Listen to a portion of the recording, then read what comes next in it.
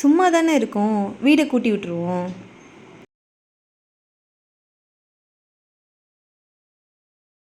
சும்மா தானே இருக்கோம், துணியெல்லாம் எடுத்து மடித்து வச்சுருவோம்.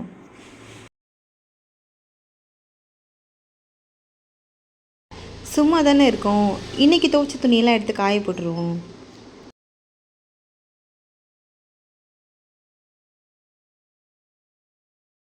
சும்மா தானே இருக்கோம், வாங்கிட்டு வந்த காயெல்லாம் எடுத்து அடுக்கி வச்சுருவோம். சும்மா தானே இருக்கோம், சாப்பாடு செஞ்சுருவோம். சும்மா தானே இருக்கோம், குழந்தைக்கு சாப்பாடு கொடுப்போம்.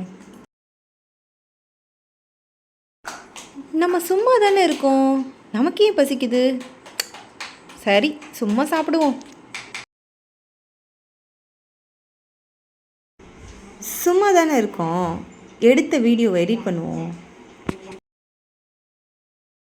சும்மா தானே இருக்கோம், ஏசியில் ரொம்ப டஸ்ட்டாக இருக்குது, அது ஃபில்டர் எடுத்து க்ளீன் பண்ணிடுவோம். அப்படி இல்லைன்னா சர்வீஸ் பண்ணுறவங்களுக்கு வேறு ஒரு 500 கொடுக்கணும். நம்ம சும்மா தானே இருக்கோம், அதனால் நம்மளே இதை பண்ணிடுவோம். எதுக்கு 500 செலவு பண்ணிக்கிட்டு, ஓகே தானே?